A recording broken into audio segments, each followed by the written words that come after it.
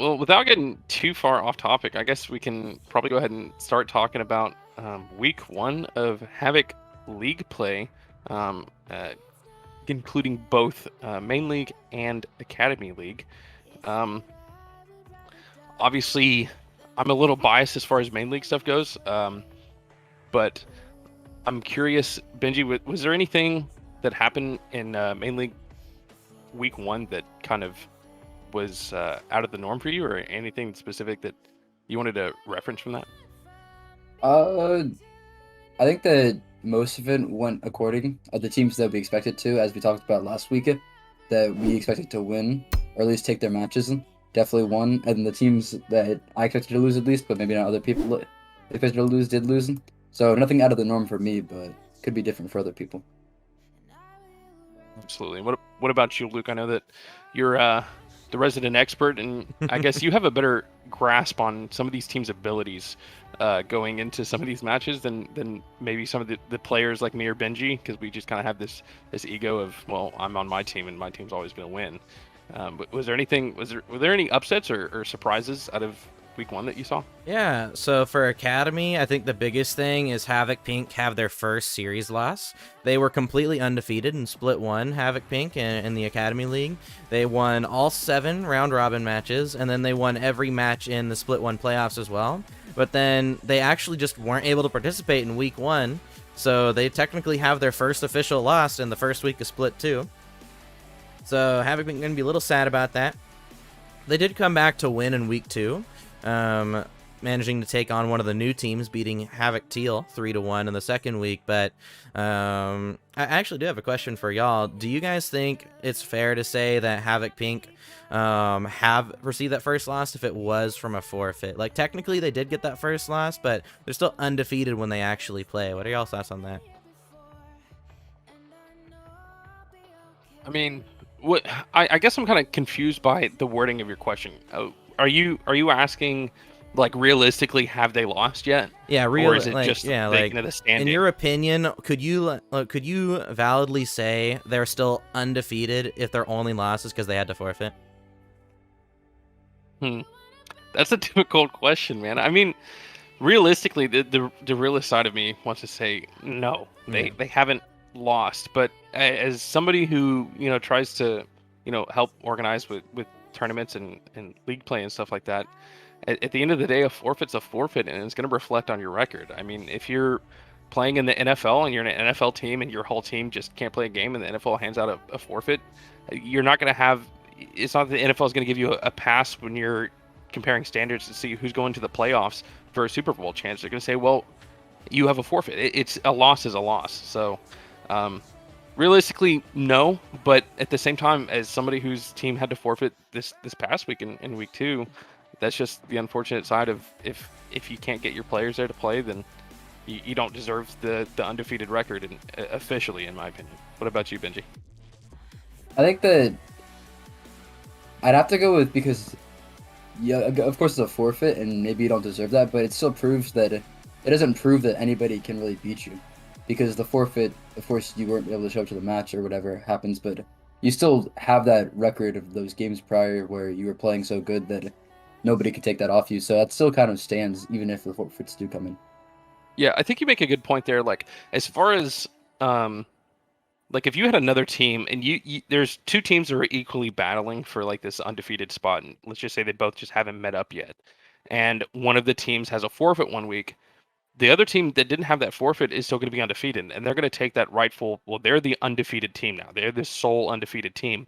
So it's when you compare it to an equal level team, I think it does knock them down a notch, even if it's just half a notch. But as far as if you're comparing a lower level team to this, undefeated team that has to pull out a forfeit one week, that's nothing to say that, a lower level team can come in and say, oh, well, they lost a game, so they're beatable. I don't think that's the case at all. It doesn't by any means say that they're beatable, but if you're comparing it to another team who's showing up every week and still just getting win after win after win and doesn't have a forfeit, that's a better team on paper, however you look at it, just because they don't have that. Even if it's, say, oh, well, there's no, bad marks on it, it's still just, it's half a mark, if anything. It's not perfection, however you want to look at it. That's just I may be a little bit biased in that, but that's my opinion. I think that it plays a factor into it that you can't really measure. You could try and measure it, but I like the way that you said it. It's not perfection, which with teams like, especially the Team White Run a couple seasons ago, where you had them almost going undefeated, or they did go undefeated, I believe. You could measure that as perfection, where they didn't lose a single game, and I think that's the way you can look at it. Yeah, I can agree with that as well. I mean, back in season 2 of Havoc, I mean, Sean, I'm sure you remember that was when my team won our complete perfect undefeated run. I think we went 7-0, and then we had a plus 21 game differential, I think. We didn't lose a single game, but then we couldn't participate in the playoffs. And then I think that was when the very surprising, I think the worst team in the league actually ended up winning the whole thing in the playoff right after that. So, I mean, like, yeah, I mean, at the end of the day, if you can't show up, I mean, it's not perfection. I agree on that aspect.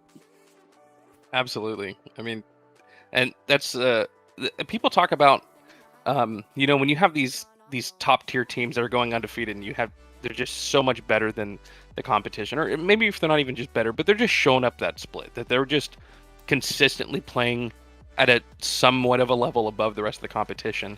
All these people always talk about, they're like, well, that makes it not fun. You just have this unbeatable team. That the thing is about being undefeated is it will end. It is never indefinite. And as somebody who was playing on a team who was playing this undefeated team back in season 2, I didn't have that mindset of, oh, well, this is stupid, it's just an unbeatable team. That made me want to beat you guys even more. Yeah. I went into that series, I was like, I want to be the person to ruin your undefeated run. I didn't have this mindset of, oh no, they're unbeatable. No, I think that brings an extra level of competitiveness if you have people with the right competitive mindset. Yeah, I mean, Benji probably had that mindset. Like, y'all almost had the perfect split one, wasn't it 2 seasons ago? You had the almost perfect split one. You didn't lose a single game, all split one. And then Benji's team in the final week, I think, took y'all to game 5. You guys still won the series, and then you won every other series till the grand final for the rest of that season. But that you were technically on that season 2 perfect run until Benji played Benji. Is that the kind of mindset y'all just wanted to end that perfect streak on Team White back then? I think that was part of the mindset. Also, it was more of get a confidence boost because we knew that wasn't really the main focus. The main focus was the playoffs. So if you can help yourself in any way in that mental aspect of the game, then it'll help to transition into your actual gameplay. See that. I can see that. Man, dude, Benji has just ruined so many runs for me. I'm convinced that this man's entire purpose on this planet is to make sure that and everybody will say, if you ask Pix, Pix, my teammate, Pixacar, the GOAT, if you ask him, he'll say that I am my own demise for not ever winning. But I wholeheartedly agree, it's Benji. Benji has been placed on this earth to stop me from ever winning a Havoc League play season. That is, I am convinced. Like, the day that I win is the day that Benji just, like, he's going to poof out of thin air. Like, he just, MIA. It'd be one of those, like, 48-hour things you see on TV, that he's just sitting at his computer playing games, and then he just vanishes out of thin air, and they'll be like, we don't know where he went. I'm convinced that that's exactly what's going to happen, if I ever win, which probably won't happen. But. Yeah. Well, I mean, now we're on the same team, so definitely got more of a possibility now than ever, but yeah, and then you just don't show up, so you have to forfeit. You're still bottling his chances. Yeah.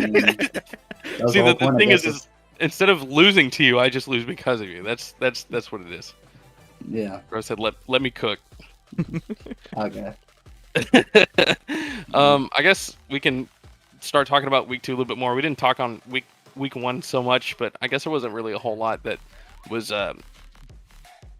big as far as week 1 goes. And I unfortunately had to be out of town to some family issues this week, so I was not able to keep track of what all went down as far as Academy and Made League for this week. So to the both of you,